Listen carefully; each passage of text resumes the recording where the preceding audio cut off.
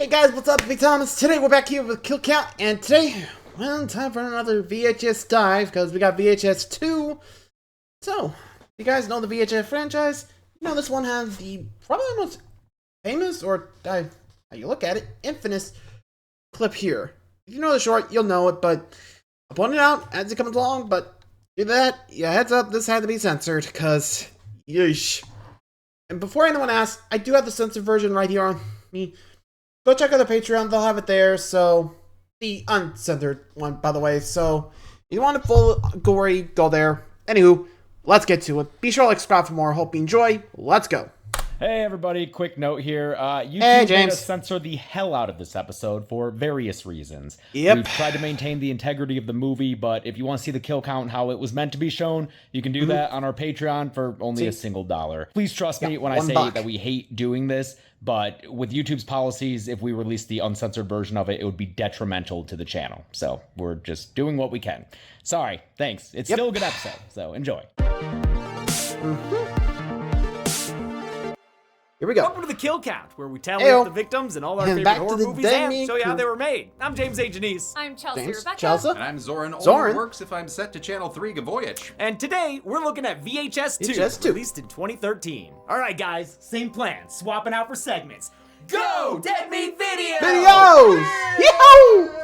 With the financial success of the first VHS, a sequel was quickly put together. The original producing team returned. Gary Binko, Bloody Disgusting's Brad Miska, and the Collective's Roxanne Benjamin. They were joined by VHS 1 filmmakers Adam Wingard and Simon Barrett, who also returned to make a couple of the segments. The others were made by found footage founders, action franchise filmmakers, and a Kill Count veteran. VHS 2 follows a similar narrative as the first film. The wraparound even takes place inside the same house. But instead of pervy hooligans, we follow a pair of private eyes on the hunt for a missing person. They wind up finding a stash of VHS tapes, and, as you probably could have guessed, get to watch it. Instead of the run-and-gun style of the original VHS, the sequel was more planned out and developed. The segments were all shot pretty much simultaneously, and the filmmakers got to read each other's scripts to avoid having too much in common. There were some concerns about the overuse of GoPros between segments, especially with the model they had access to. We all had like old GoPros, and those things are very difficult. Yeah, you can't do playback on them or anything. You have to put it in the computer anytime you want to watch something back. It just really sucks. Oh, I feel you there, guys. That's how we had to shoot Drunk Disney right around the same time. People who were at those live streams know. Shout out in the comments! Much like the first film, the directors were given complete creative control. And much like the first film, it worked out pretty well. VHS 2 has a much faster pace than the low-key, gritty DIY original. It ups the action and gore and has better scares, I think, even if they're more traditional than the first movie's slow burn creepiness. And while it occasionally bros out, it's not the all-encompassing aesthetic this time around. Instead of a litany of horny camera holders, we've got creepy cults, alien abductions, and a full-on first-person zombie outbreak. The segments are filmed in more creative ways, with better justifications for the continuous recording. I think it's by far the best of the original trilogy. It feels the most dialed in on the formula, and has the highest average quality across its segments. Can this camcorder creep a- What the- Hey, we put on night vision. Thank you. Hey. Hello?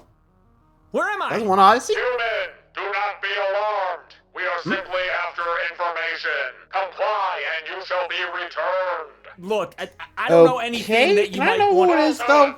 We seek the human service, the Keeps. Oh, like today's sponsor, the Keeps? Yes, okay. The provider of clinically proven treatments for preventing hair loss, stimulating hair growth, or keeping better care of the hair you have. Yeah, that's what they do. They offer both FDA-approved treatments for hair loss, plus a 2-in-1 option that combines both. It's why over the last 6 years, 1 million people experiencing hair loss have trusted Keeps for treatment. You know, because whether people want to rock the bald look or keep their luscious locks, it should be their choice, not biology's. Yes, we shall be freed of our biological chains. Tell us more. Okay, well, they've recently added a daily hair defense supplement to their offerings, which includes a doctor-formulated mix of vitamins and minerals alongside saw palmetto extract that is clinically proven to stabilize hair loss and promote hair growth.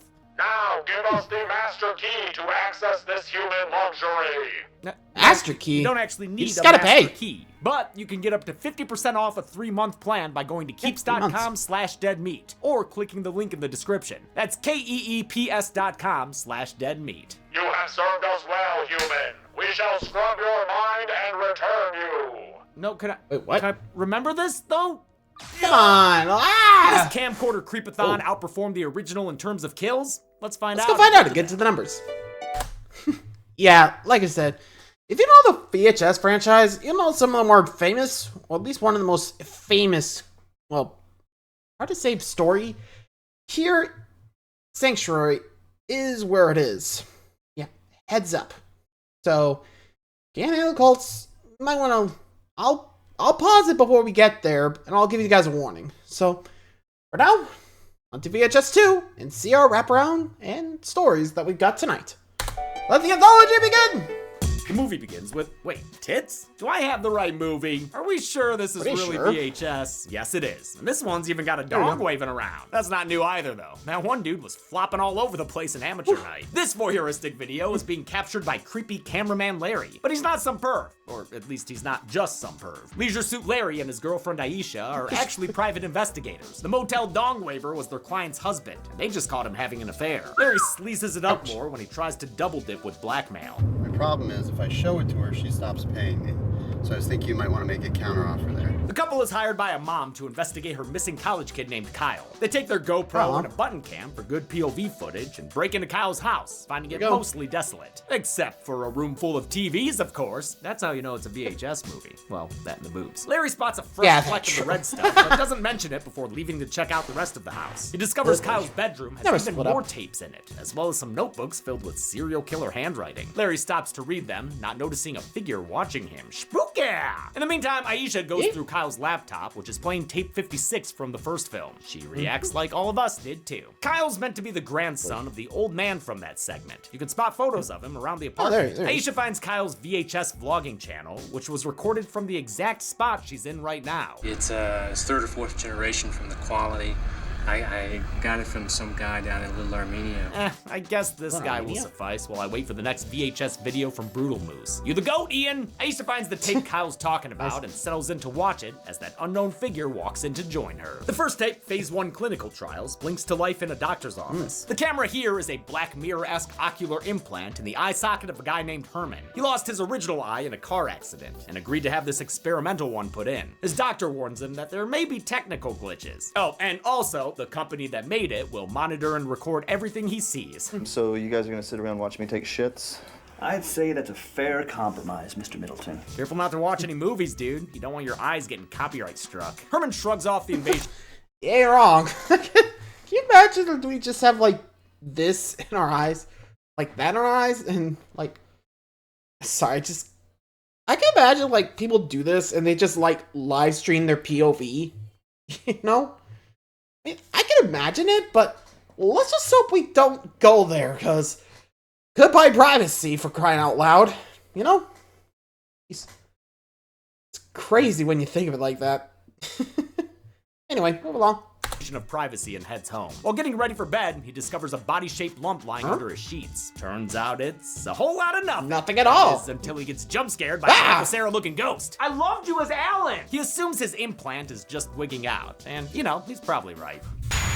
Never mind, scary little ghost girl! It's enough to shock him into being Mr. Frog. Hello?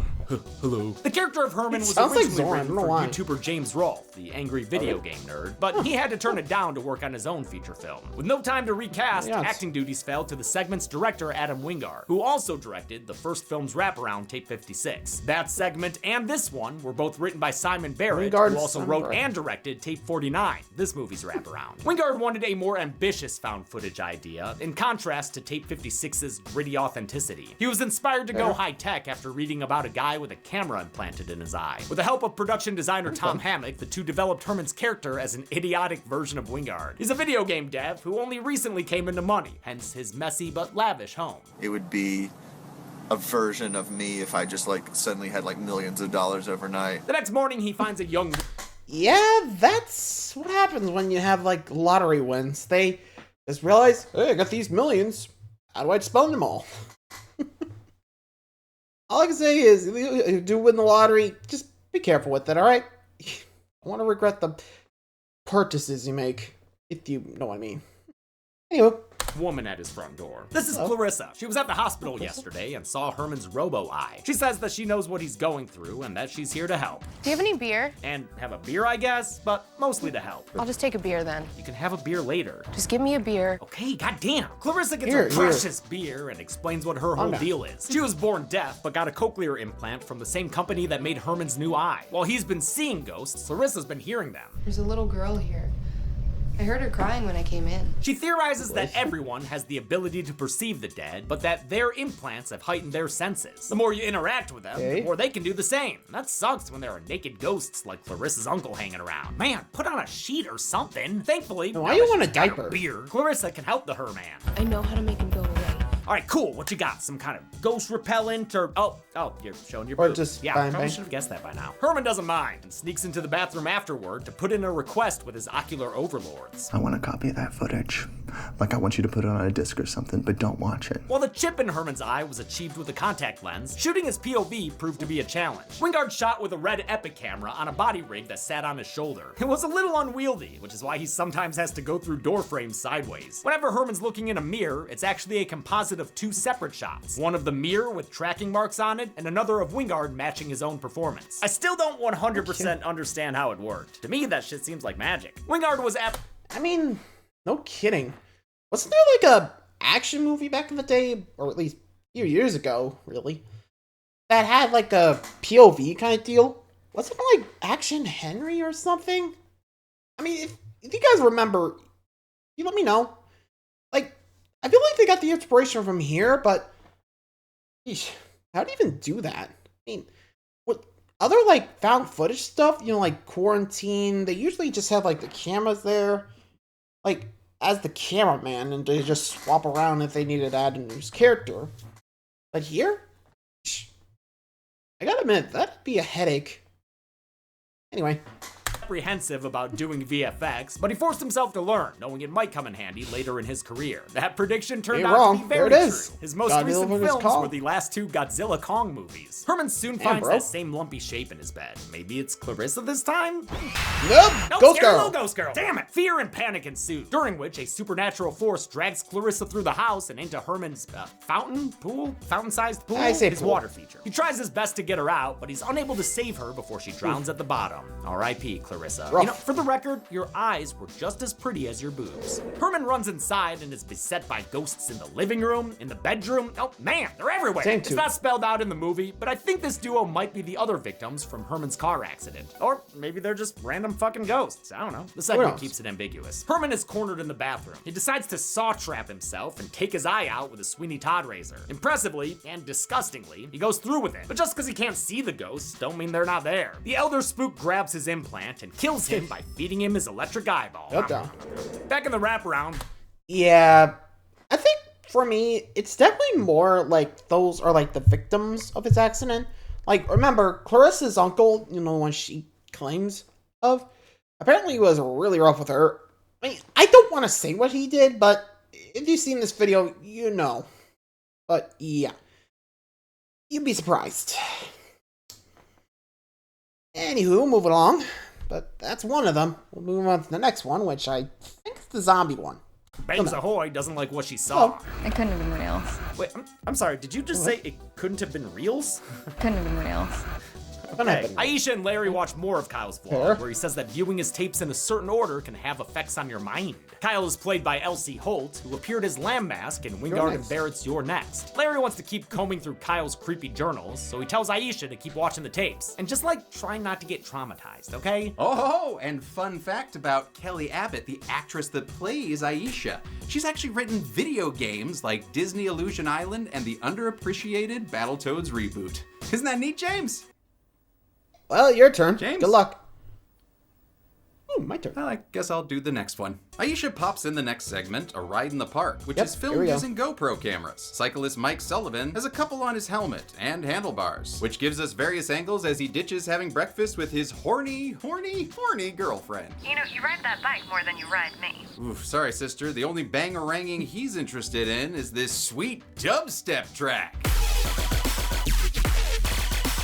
His ride is cut short when he comes across heads up. Wait, is that a Doublemint twin? No, it's just an injured woman. Mike tries to help. Yeah, maybe don't squeeze her injured arm, man. Don't do that. Well, it doesn't matter anyway, because this lady's in a bad way. Reverse feeding herself some chocolate pudding. She's been attacked by this horde of shambling Zed-heads, which turns Mike into a not-so-softly speaking Teddy Roosevelt. I got a big fucking stick! Thanks to what must have been a zombie bite, the woman's been infected and turns into one of the undead, putting her... And now your turn, buddy. She chomps into Mike's throat before he manages to gain the upper hand and beat her with a black rock. No, and just a reminder that post-infected zombie deaths are counted as separate kills. You know the drill by now. Mike runs off as the zombies approach. Hey, tie those entrails or you're gonna trip. He tries to stumble to safety in the woods only to give us a first-person Team America reenactment. Damn it, Gary. Mike eventually collapses and dies from his injuries, meaning, thank Romero. We're about to have a zombie POV movie. Hell yeah. His body is found by a couple of bikers wearing green screen outfits so that we can key in fun t-shirts. Ooh, big Johnson in life forms. That's so obscure. Welcome. These two are probably the most helpful and mature people you could hope to help you. So it's sad when Mike gets cheeky with the guy. Mike attacks the woman as well and bites her leg before she's able to run off. Now, since Mike's a little newborn baby zombie, he doesn't know not to eat his own arm. Stupid. And that's a wallet, silly. You can't eat that either. You're so cute. He eventually develops the proper taste for finger food and starts helping himself to a little human haggis. Some chest chitlins, just fucking guts, man. Mike is eventually joined by the other biker who zombified off screen in the woods. Now we're all friends. Mike, Josh, and Heather then aimlessly wander the woods without a map. Wait, wrong movie. But the right filmmakers. That's right, this segment was co-directed by found footage forefathers Eduardo Sanchez and Greg Hale, who made The Blair Witch Project. Hale was the co-producer, and Sanchez co-wrote and co-directed that Citizen Kane of found footage. Like The Blair Witch, A Ride in the Park was filmed in Maryland, near where Sanchez lived. Set activities included pushing over a tree and then getting hit in the head by said tree. This short has a darkly hilarious cut to camcorder footage from a nearby kid's birthday party, where the birthday girl is played by Sanchez's daughter. They've barely blown out the candles before the two feeds converge and it becomes a dead man's party. Who could ask for more? Well, Mike for one, as he gifts himself a little flesh present. But not like a gross thing like a fleshlight. He ate the guy's face. You're watching the footage. His zombie biker buddies keep the parents in mind as they tuck into a mom trying to flee. Mike is beaten back by a pissed off Target employee with a bat, but looks like his melee weapon's durability bar wears out after 2 hits, allowing these zombies to kill off this red shirt. The camera cuts to early iPhone footage from a teen who is attacked and killed by a zombie played by Roxanne Benjamin. Benjamin produced the first 2 VHSs and would later direct segments in fellow anthology films Southbound and XX. Meanwhile, Batter Dad was played by Ryan Scott Thomas, who played Officer Kennedy in President's Day, that low-budget slasher covered on the channel before I worked here. Oh, and a new Blu-ray just came out that features the kill count as a special feature. Yeah, well, there's also a kill count on the new Dude Bro Party Massacre Blu-ray coming out in October, huh? See? I can do fun free promotion as well. Nice, man. Yeah. Friends. A family dodges into... Wow. The fact that the kill count got included on the Blu-ray, like for both President's Day and Dude Party Massacre? Huh. That I gotta check out. I don't know if I'll ever find it, but if you guys know, send me a picture if you can. Anyway, moving along. To a caravan as Kiss the Cook sticks Mike in the face with a meat fork. Holy fork and shirt balls! Oh, look out. He continues his attack, but is stopped when he catches a glimpse of himself in the window, like he's a freshly leaped Dr. Sam Beckett. Al, will I ever leap home? Oh! Nope, as he's shot by a boomstick boy who then takes out 2 other zombies with a pair of headshots. He runs out of ammo though and gets killed by a third. Mike surveys the damage, which includes a background extra killed in the chaos. And then he finds a teddy bear to have a picnic with. But beneath the trees, he doesn't see this car! Oh! The hit and run dials his girlfriend, who's unaware of his current condition. I love you, baby. Can't wait for you to get home. Still sounds pretty horny though. But that call reminds Mike of his humanity. At least enough for him to go all Jordy Verrill with this shotgun, since he's got a new dubstep song stuck in his head. He blows his helmet clean off his Bye, head, Mike. and also blows his head off his head. Well, that's one way to get a song out of your head.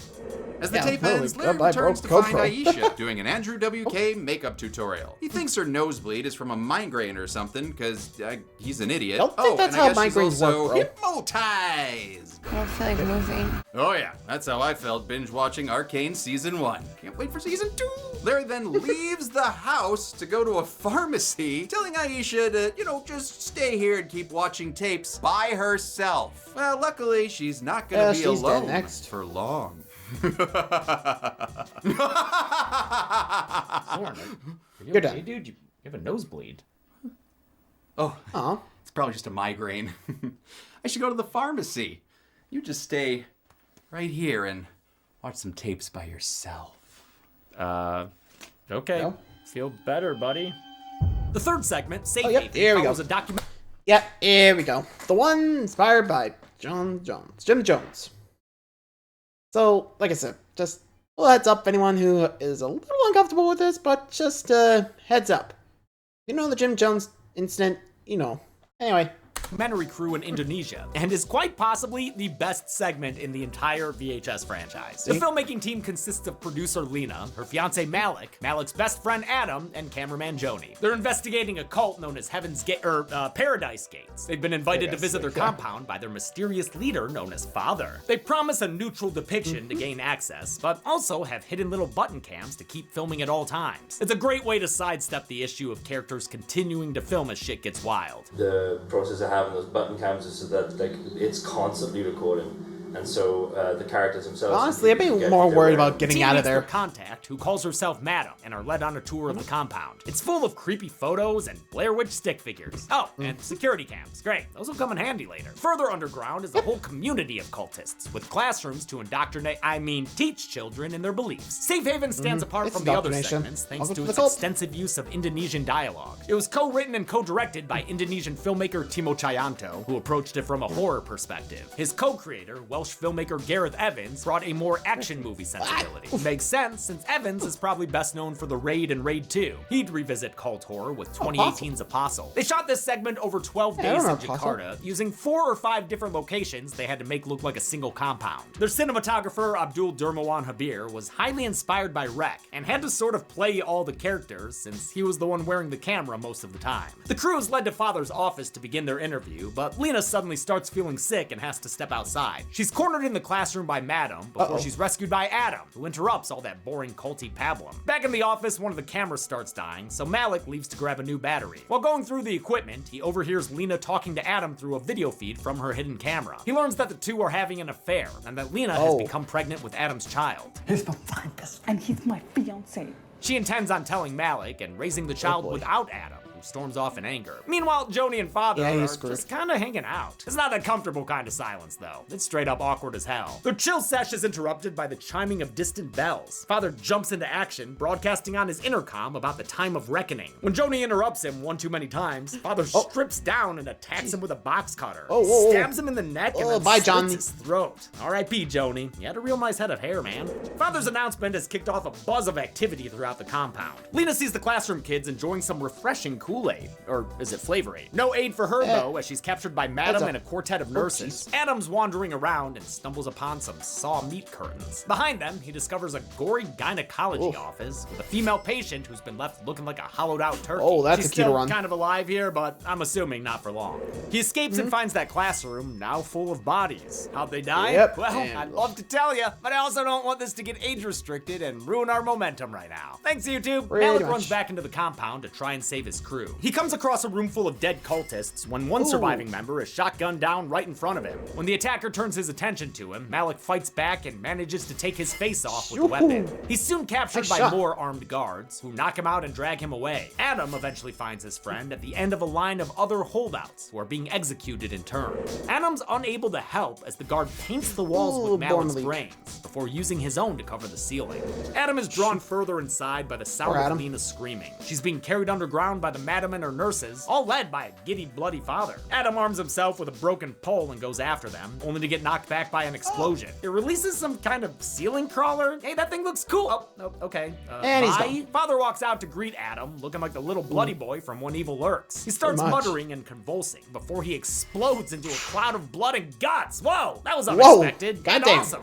Adam wades through Father's remains and reaches the cult's sacrificial altar, where Lena is being held by Madam. Adam charges at Madam and knocks her to the ground, then proceeds to beat her to death off screen. He then gets to work on her assistants, who I think are dying here. I mean, they look pretty messed up, and the dude is literally ripping their hands off to get them away from the altar. Adam tries to rescue Lena, but notices something pecking at her pregnant belly. Whatever it is cuts its way out, killing Lena. Adam gets the fuck out of her as a horned beast emerges from his lover. Alarms blare throughout the compound as Adam finds the cultists have risen up as legions of the undead. Wait, we're doing zombies now? He fights through them, all the while pursued by that postpartum minotaur. Yeah, there's a minotaur too? Okay, we're officially in American Horror Story territory. He encounters zombified versions of Joni and Malik, the latter of whom he puts down a second time with a head bashing. Adam finally makes it outside to their car and starts speeding away from the compound. As he drives, he hears the stampeding minotaur off in the woods. His escape is cut short when the monster emerges and rams his car off the road. Adam wakes up and crawls out of the wreckage just in time to hear his furry friend's first word.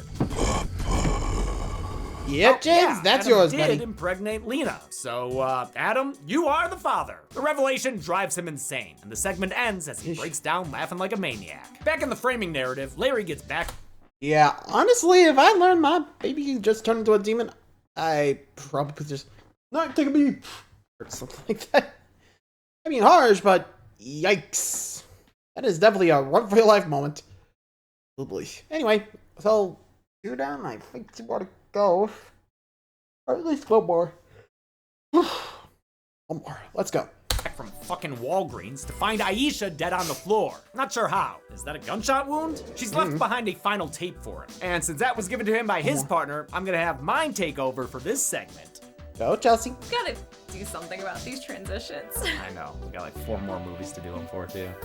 Instead of dealing with his dead girlfriend, Larry pops in our final tape, Slumber Party Alien Abduction. It begins with 2 teen boy robots, victims of an art department that made costumes a little too good for these guys to have made themselves. The cameraman here is actually a very cute dog whose name is Tank and belongs to brothers Gary and Randy. Tank is a good boy and he's fine this entire segment, okay? He doesn't die, and it's not traumatizing. Randy and Gary are being left alone at their lakeside house while their parents go on a trip. Predictably, they blow off their chores and invite their friends Sean and Danny over. Their older sister Jen has friends over too, including her douchey boyfriend Zach. By the way, what the fuck is that on their front porch? A life-size Gordon's fisherman is certainly a design choice. A bunch of kids I can't tell apart show up, and they engage in your standard summer antics, like soaking Jen's friends with water guns filled with piss. Wait, ew. It does feel like a cosmic injustice that these kids never get to play Fortnite. We see a glimpse of an alien early on, but he says, never mind after how sick that cannonball is. After they put the most loathsome child in a dog crate and leave him as a sacrifice for the Gordon's fisherman statue that comes alive at night, they return to tormenting Jen. And then aliens drive a freight train into the house.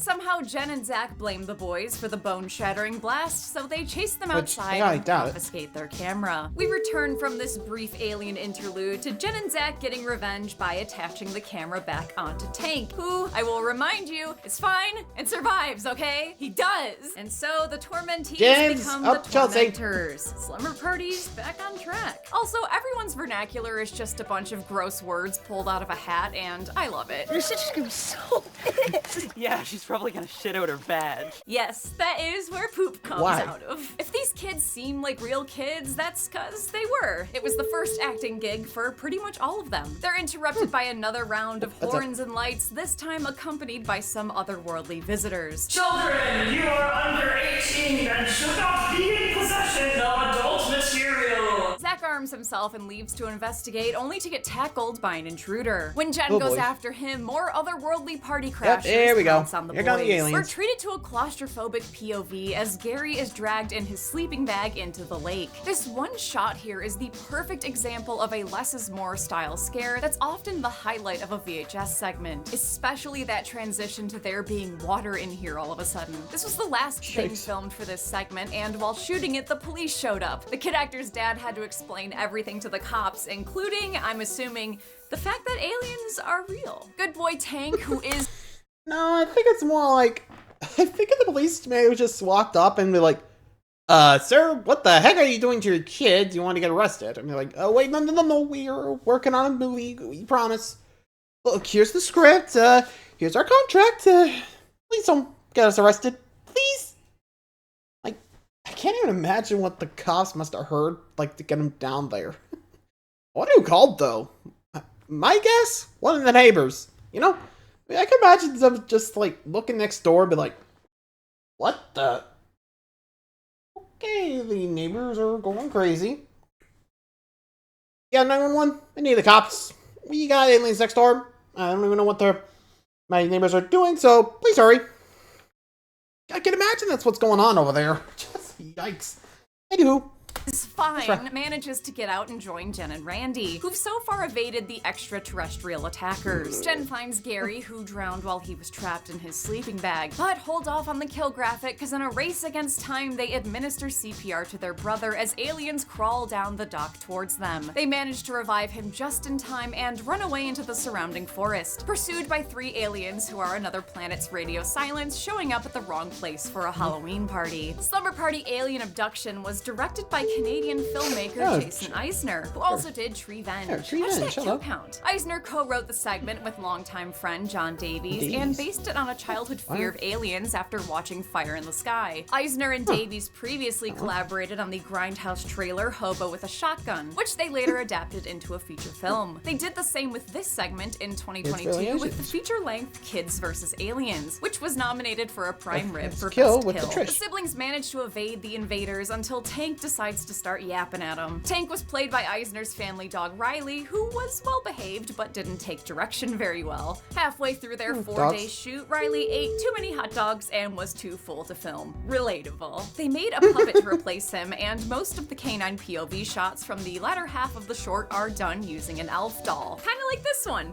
I had to give him a fashy buzz cut because Molly kept eating his hair. The kids run towards what appear to be police sirens until they disappear and are revealed to be more aliens, who then capture Randy. Is impersonating the cops a felony on every planet? Much to think about here. I won't put alien abductions on the count, by the way, since they might be keeping them alive for science experiment purposes, and this isn't a capture count. Jen and Gary run to nearby stables with the aliens close behind. Gary manages to climb into the rafters, but Jen doesn't make it as she's swarmed by gray men. Upstairs isn't much safer since Gary is pulled through the roof by a tractor beam, clutching his camera dog by the paws. He eventually loses his grip on Tank, but then Tank survives! That's the end! The dog's fine. This is actually the last shot of the movie. Kind of a departure from the style and an abrupt tonal shift, but I respect the director's vision. This is a real thing that actually happens in this. Don't fact check it. For absolutely no reason, dog died. I feel the need to go hug Molly.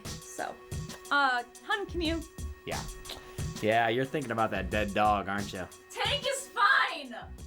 We're back with Lonely Larry and his dead girlfriend. Womp womp. He decides to go ahead and finish Kyle's vlog, where after a YouTuber-y sign-off, thanks for watching, Kyle suddenly finds himself with a lot of jaw pain. That's what happens when you don't say be good people. Larry continues watching as Kyle stumbles away and hides from, wait, Larry and Aisha walking in a few hours ago? Guess that explains the blood Larry found earlier. Aisha suddenly sits up, which Larry seems weirdly nonplussed about. Dude, your girlfriend's a zombie. The undead Aisha attacks him, and that snap only makes her scarier. Larry hides away in the bedroom closet and manages to shoot her when she shows her face. But the real threat is Kyle, who's chilling in the dark with him. The Gurgly Boy ends the movie by strangling Larry to death. Then he boosts his engagement by giving this video a thumbs up, like and subscribe. How many direct-to-video victims were sent direct to hell? Let's find out and get to the numbers. There's no tape.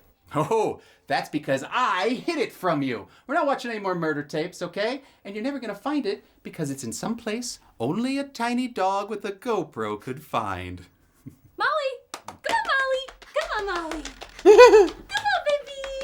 Come here, good girl. What? You had it? I'm not even mad. Yeah, she's so cute. Good, Molly. Good. You go, which? Incoming. Oh, what's gonna happen to Ben? Okay, little light is on. This is just in case something goes wrong, or if James and Chelsea ever decide to fire me. James has concerns about how the Willy Wonka kill count will do, so he has sent me to buy views for the day of release. Cool. Oh boy. The Willy Wonka kill count? Oh, fuck, they're here. Okay.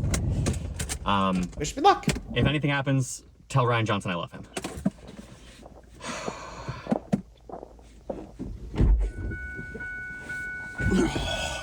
Hi. Hey, hello. I'm Ben. Oh, please. Oh? No real names. Okay. I find it's a lot better in case things get, crazy. Not that anything will go crazy. I mean, we have a professional dead meat employee here. Oh, you know the channel? Oh, yeah. Yeah, I used to watch Wait, videos all the That's time. the guy from Scream I earlier? think I was even subscribed at one point. Wait, what? But hey, I totally understand. Sometimes you gotta buy some views. I actually have a channel myself. Cool. That's great. Well, it's really more of a podcast. Now, here, take out your phone. It's called Squeals and Deals. That's with an N and Traumatized. 2 Z's. Oh, It's come really fun. on. It's like footage of shady deals Thing that could be happening. just gone awry. It's really funny. Unless you're in the video, then I think it's just kind of oh boy, sad. Yeah. Well, I subscribed just now. Did you? Yeah. Oh, New fan, well, we right should here. collaborate. Although, I imagine that'd be a little messy for you. Uh-oh. I'm just kidding. I'm just hope joking. so. It's totally fine. You're totally fine. Jonesy, why don't we, I thought we weren't going to do real names. All right. Well, I guess your views will become available the second the video goes live. Perfect. Thank you. Thanks, man. It's been great. Nice to meet you. Pleasure's Subscribed. all mine. That's very sweet. Yeah. All right. See you around. Hey, mate. Hey, this thing's empty. Son of a bitch. Son of a bitch, man. Come on. Come here. Oh. I don't understand. Uh-oh. Oh! Whoops. This is gonna make a great fucking episode. Oh boy. We counted why you 59 double-check your kills case. in VHS2, with 33 male victims and 26 female victims. There were some zombies in there, but we'll mix them all together for this press play pie chart. This was a massive jump in kills compared to the first movie. And if you're interested in how the kills broke down per segment, look no further. Once again, a segment had 0 kills, since we didn't count abductions in the alien one. With a runtime of 96 minutes, VHS2 had a kill on average every 1.63 minutes. And with 5 segments, including the wraparound, the movie had an average of 11.8 kills per segment. We'll give the Golden Chainsaw for coolest kill to Faja. The entirety of Safe Haven is a demonic, demonetizing deluge of death, but its villain gets the best send-off with that messy, wet explosion. Dome Machete for lamest kill will go to Larry, since you never want to see the scumbag character go out in such a bloodless way. And that's it.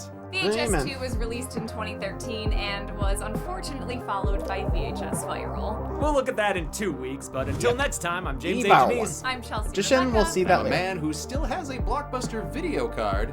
This is the kill count. On the next, kill count. Oui, well, bonjour, mamita petite, and welcome to New Orleans. New Orleans, home baby. Of our famous Famous ghost tour. This is going to be fun. Oh, I think we Take know the this is scare going. bus to the scare boat, and the scare boat to the scare bayou, where you can meet a local legend.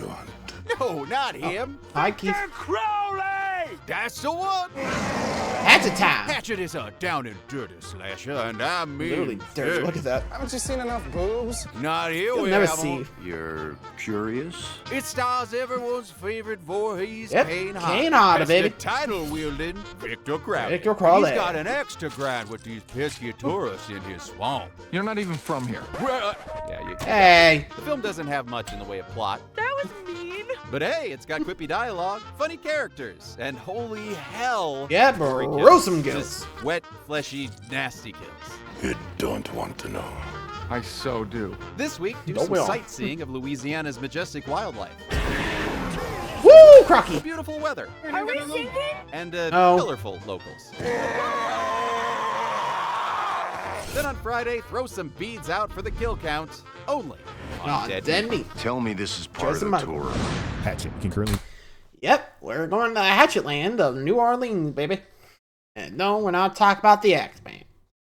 Though I think that's what inspired this.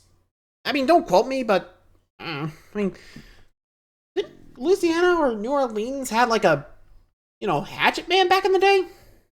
That's what I remember, or more Axeman now I think about it. Huh. Anywho, thanks for watching, guys. See ya.